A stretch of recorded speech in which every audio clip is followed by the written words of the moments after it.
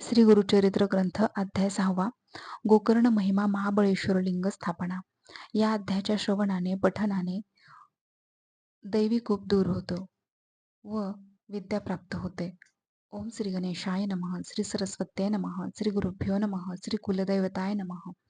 नामधारक सिद्ध मुनींना म्हणाला, स्वामी, अज्ञानरूपी अंधकारात अडकलेल्या मला तुम्ही ज्ञानदीप दाखविलात. तुम्ही मला गुरुपीठही साध्यंत सांगितलेत. आता मला सांगा, श्री दत्तप्रभूंनी श्रीपाद शिवल्लभ म्हणून अवतार घेतला. ते तीर्थयात्रेला का गेले? इतर अनेक तीर्थक्षेत्रे असताना ते गोकर्णालाच का गेले? नामधारकाने असे विचारले असता सिद्ध योगी म्हणाले, तुझ्या प्रश्नाने मला खूप आनंद झाला आहे. मी तुला श्री गुरुचरित्र सविस्तर सांगतो. श्री दत्तप्रभूंनी श्रीपाद शिवल्लभ म्हणून अवतार घेतला. त्यांनी भक्तजनांचा उद्धार करण्यासाठी व त्यांना परमार्थाची, आत्मज्ञानाची दीक्षा देण्यासाठीच वेळोवेळी तीर्थयात्रा केली. या भूमीवर अनेक तीर्थक्षेत्रे आहेत, पण या सर्व तीर्थक्षेत्रात गोकर्ण क्षेत्राचे महात्म्य फारच मोठे आहे. तेथे महाबळेश्वर नावाचे स्वयंभू शिवलिंग आहे. त्या लिंगाची स्थापना गणेशाने केली. ती कथा मोठी अद्भुत आहे. सिद्ध मुनींनी असे सांगितले असता ती महाबळेश्वर लिंगाची कथा मला सविस्तर सांगा, अशी नामधारकाने विनंती केली. प्रसन्न झालेल्या सिद्धांनी ती कथा सांगण्यास सुरुवात केली. पुलस्त्य नावाचे एक ब्राह्मण ऋषी होते. त्यांच्या पत्नीचे नाव कैससी. ती भगवान शंकराची एकनिष्ठ उपासक होती. ती नित्य शिवलिंगाची पूजा केल्याशिवाय अन्न घेत नसे. एके दिवशी तिला पूजेसाठी शिवलिंग मिळाले नाही.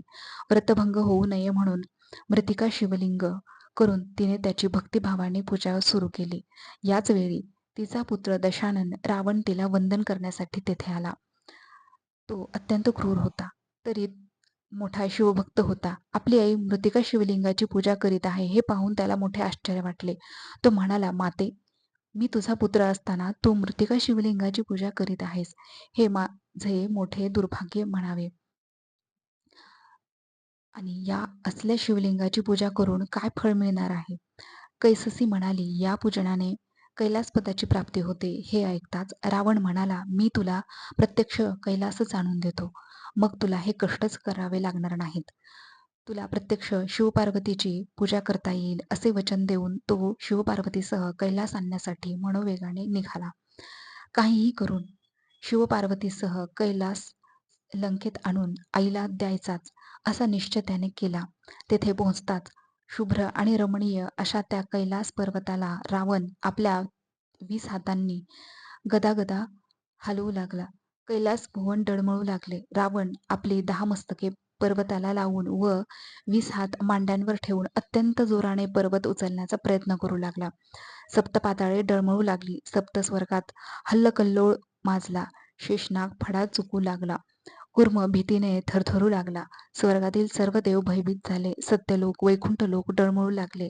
आता प्रलय होणार असे सर्वांना वाटू लागले. घाबरलेली पार्वती शंकराचे पाय धरून म्हणाली, स्वामी, आपल्या कैलासाचे काय होणार? काहीतरी उपाय करा. शिवलोकात मोठा गोंधळ निर्माण झाला आहे.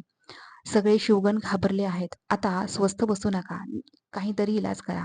पार्वतीने अशी विनंती केली असता शंकर म्हणाले, तू कसलीही चिंता करू नकोस. माझा भक्त रावण भक्तीने खेळतो आहे. शंकरांनी असे सांगितले असता पार्वतीचे समाधान झाले नाही. मग शंकरांनी आपल्या डाव्या हाताने शिखरावर दाब दिला. त्यामुळे रावण कैलास पर्वताच्या व जमिनीच्या सांध्यात दडपला गेला. त्यामुळे त्याचे प्राण कासावीस झाले. आता जगतो की मरतो असे त्याला झाले. त्याने शिवनामाचा घोष सुरू केला.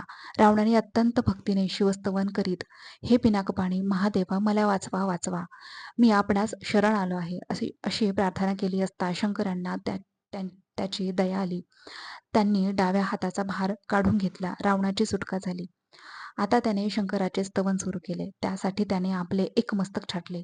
आपली आतडी तोडून तारेप्रमाणे मस्तकाला जोडून तंतुवाद्य तयार केले व त्याच्या साथीने विविध रागात शिवस्तुतीपर गायन केले. त्याने सर्वप्रथम सामवेद गायन केले. आपल्या गायनातून नवरसांचे भाव प्रकट केले. इतकी कथा सांगून झाल्यावर सिद्धमुनींनी नामधारकाला संपूर्ण संगीतशास्त्र समजावून सांगितले. संगीतातील सप्तस्वर, त्यांची स्थाने, कुल, वंश, त्यांचे स्वरूप आणि स्वभाव इत्यादींची माहिती दिली. त्याचप्रमाणे संगीतातील 8 गण होते. 8 गण कोणते तेही सांगितले. त्याचप्रमाणे रावणाने रागदारीत जे गायन केले त्या 36 रागरागिण्यांची नावेही सांगितली. रावणाने 36 रागात गायन करून भगवान शंकराची अत्यंत भक्तीने आराधना केली असता भोलेनाथ शंकर त्याच्या भक्तीने प्रसन्न झाले. ते पंचवदन व दशभुज अशा स्वरूपात त्याच्यापुढे प्रकट झाले व म्हणाले, "मी तुझ्यावर प्रसन्न झालो आहे. तुला हवा असेल तो वर मागून घे." रावण म्हणाला, "महादेव, मला काहीही कमी नाही. प्रत्यक्ष लक्ष्मी माझ्या घरी पाणी भरते. अ, ब्रह्मदेव माझ्या ब्रह्मदेव माझा ज्योतिषी आहे. 33 कोटी देव, सूर्य, चंद्र, वरुण, वायू माझी अहोरात्र सेवा करीत असतात. अग्नी माझे कपडे धुतो. यम माझ्या आज्ञेशिवाय कोणालाही मारित नाही. इंद्रजित माझा पुत्र आहे. अत्यंत बलाढ्य असा कुंभकर्ण माझा भाऊ आहे. माझी लंका नगरी समुद्रात सुरक्षित आहे. माझ्या घरी कामधेनू आहे. मला 6 कोटी वर्ष आयुष्य आहे. त्यामुळे मला माझ्यासाठी काहीही नको आहे. पण माझी आई तुझी भक्ती आहे. ती नित्यनेमाने लिंगपूजा करते. तिला तुझी नित्यपूजा करता यावी म्हणून माझ्यासकट कैलास पर्वतच लंकेला न्यावा या हेतूने मी आलो आहे. परमेश्वरा, माझी एवढी इच्छा पूर्ण कर." शंकर म्हणाले, "तुला कैलास नेण्याची गरज काय? मी माझे प्राणलिंग तुला देतो. हे लिंग माझा प्राण आहे. सर्व मनोरथ पूर्ण करणारे आहे." असे सांगून शंकरांनी रावणाला आत्मलिंग दिले आणि ते म्हणाले, "या लिंगाची तू 3 वर्ष पूजा केलीस तर तू माझ्या समान होशील. हे लिंग ज्याच्याजवळ असेल त्याला मृत्यू येणार नाही. याच्या केवळ दर्शनानेच सर्व दोष नाहीसे होतील. मात्र तुझ्या लंकानगरीत जाईपर्यंत हे लिंग जमिनीवर ठेवू नकोस. या लिंगाची 3 वर्ष पूजा कर म्हणजे तू स्वतः ईश्वर होशील." अशा प्रकारे रावणाला आत्मलिंगाचे महात्म्य सांगून ते रावणाच्या हाती दिले. भगवान शंकराचे आत्मलिंग मिळाल्याने रावणाला अतिशय आनंद झाला. तो ते लिंग घेऊन लंकेकडे निघाला. त्रिकालज्ञानी त्रैलोक्य संचारी नारद मुनींना हे समजताच ते धावतच अमरावतीत इंद्राकडे गेले व म्हणाले, "देवराज, घात झाला, सगळे संपले आता. असे अस्वस्थ काय बसले आहात? अहो, भोलेनाथ शंकराने रावणाला आत्मलिंग दिले आहे. या आत्मलिंगाची 3 वर्ष पूजा केलीस तर तू ईश्वर होशील. तुझी लंका कैलास होईल. तुला कधीही मृत्यू येणार नाही, असा वरही त्या रावणास दिला आहे.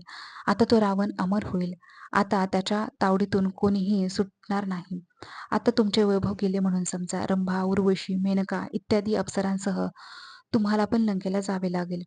त्या रावणाची सेवा चाकरी करावी लागेल. तेव्हा त्वरा करा, काहीतरी उपाय करा. तुम्ही आता ब्रह्मदेवाकडे जा. तोच काहीतरी उपाय करतील."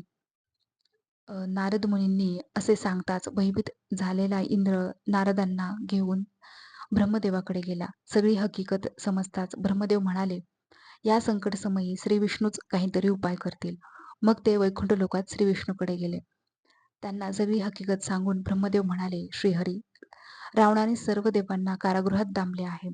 आता शंकराचे आत्मलिंग मिळाल्याने तर तो अत्यंत उन्मत्त होईल. त्याचा प्रतिकार करण्यासाठी पुढे तुम्हाला रामावतार घ्यावा लागेलच, परंतु तोपर्यंत आत्मलिंग मिळाल्याने तो रावण सर्व राक्षसांसह अमर होईल. मग सगळेच कठीण होऊन बसेल.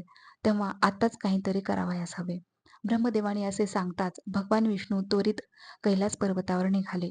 तिथे श्री शंकरांची भेट घेऊन त्यास विचारले, "महादेवा, तुम्ही हे काय करून बसलात? तुम्ही त्या रावणाला आत्मलिंग कशासाठी दिले? अहो, तो क्रूर दुष्ट रावण आता अमर होईल. त्याने सर्व लोक देवांना तुरुंगात डांबले आहे. त्यांची आता सुटका कशी होणार? आता देवत्व त्याच्याकडे जाईल.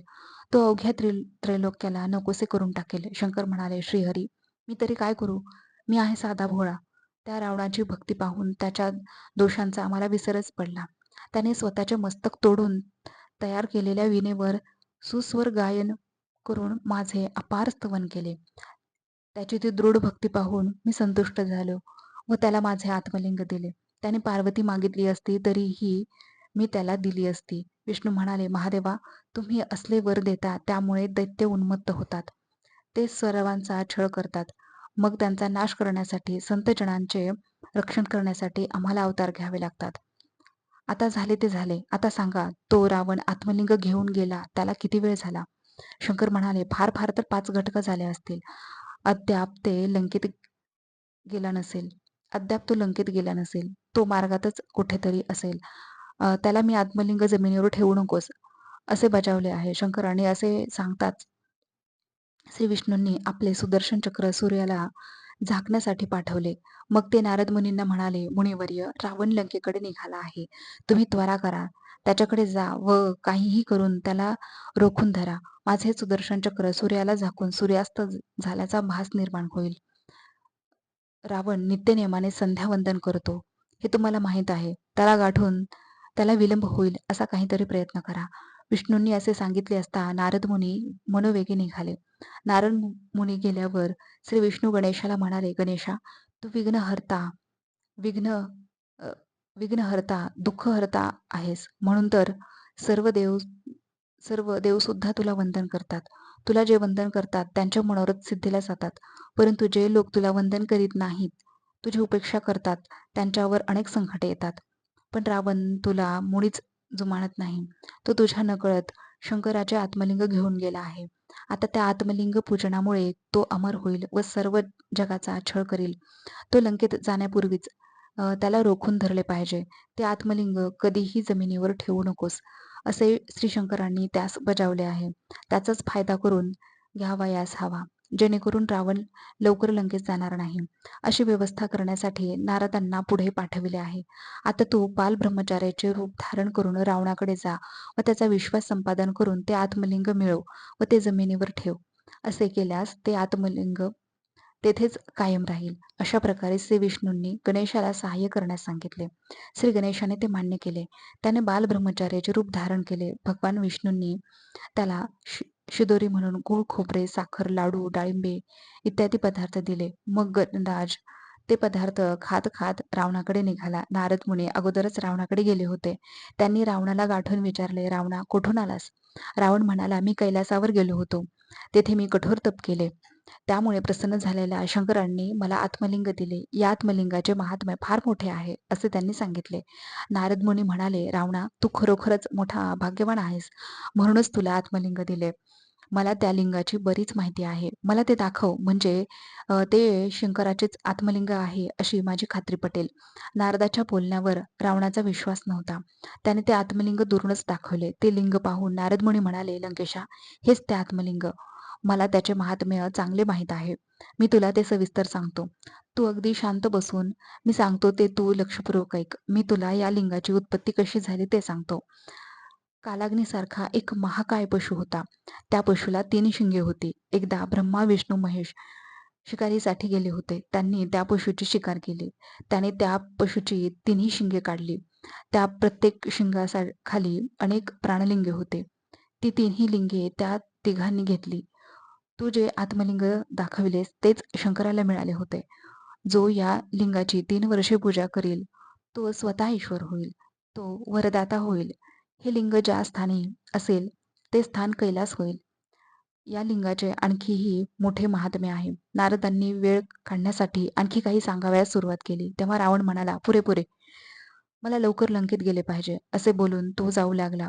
तेव्हा नारद म्हणाले, सूर्यास्त होण्याची वेळ झाली आहे. तू 4 वेदांचे अध्ययन केले आहेस. ब्राह्मणाने सायं संध्या वंदन केलेच पाहिजे. तू जर असाच गेलास तर संध्याकाळ होईल. संध्येची वेळ चुकवता कामा नये. कितीही असले तरी संध्यावंदनाचा नियम मोडता कामा नये. आता माझीही संध्येची वेळ झाली आहे. मी जातो. असे बोलून नारद मुनी निघून गेले. इकडे सुदर्शन चक्र सूर्याआड आल्यामुळे संध्याकाळ झाल्याचा भास निर्माण झाला. रावण मोठ्या काळजीत पडला. आता काय करायचे? संध्याकाळ तर झाली. आता संध्या न करताच पुढे गेलो तर व्रतभंग होणार. संध्या करावयास बसलो तर या आत्मलिंगाचे काय करायचे? काही झाले तरी आत्मलिंग जमिनीवर ठेवू नकोस, असे शंकरांनी बजावून सांगितले आहे. आता काय करावे? अशा काळजीत तो पडला होता. त्यावेळी त्याला एक बालब्रह्मचारी दिसला. तो फुले समिधा गोळा करीत होता. रावणाने विचार केला, बालब्रह्मचारी अगदी साधाभोळा दिसतो आहे. हा काही झाले तरी आपला विश्वासघात करणार नाही. आपले संध्यावंदन होईपर्यंत हे आत्मलिंग त्याच्या हाती द्यावे. असा विचार करून रावणाने अ, त्या बालब्रह्मचारी रूपी गणेशाला हाक मारली. पण रावणाला पाहताच तो पळू लागला. रावणाने त्याला थांबून प्रेमाने विचारले, अरे बटू, घाबरू नकोस. तू कोण रे बाळा? तुझे आई-वडील कोण? तू कुठे राहतोस? तू कोणत्या कुळातला? मला सगळे सांग. रावणाने अशी विचारपूस सुरू केली असता बालब्रह्मचारी रूपी गणेश म्हणाला, अहो, माझी एवढी चौकशी कशासाठी करीत आहात? माझ्या पित्याने तुमच्याकडून काही कर्ज वगैरे घेतले आहे का? माझा पिता जटाधारी आहे. तो सर्वांगाला भस्म लावतो. त्याच्या गळ्यात रुद्राक्ष माळा असतात. तो वृषभावर बसून भिक्षा मागत फिरतो. त्यांचे नाव शंकर. माझी माता प्रत्यक्ष जगन्माता आहे. आता मला जाऊ दे. मला तुझी फार भीती वाटते. रावण म्हणाला, अरे बाळा, तुझे वडील तर अगदी गरीब दिसतात. घरोघरी भिक्षा मागतात. मग ते तुला कुठले सुख देणार? माझे लंकानगर रत्नखचित आहे. तू माझ्याबरोबर चल. माझ्या घरी देवपूजा कर. तुला हवे असेल ते मी देईन. त्यावर बालब्रह्मचारी म्हणाला, नको नको. तुझ्या लंकेत राक्षस आहेत. मला ते मारून टाकतील. मला सोड. मी माझ्या घरी जातो. मला खूप भूक लागली आहे. रावण म्हणाला, ठीक आहे. तू खुशाल आपल्या घरी जा. पण थोडा वेळ थांब. मी समुद्र तीरावर संध्या करून येतो. तोपर्यंत हे लिंग हातात धरून ठेव.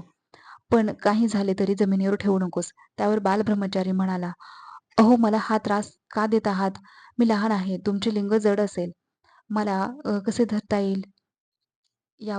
रावणाने त्याला बरोबरीने समजाविले व लिंग हातात धरून ठेवण्यास तयार केले.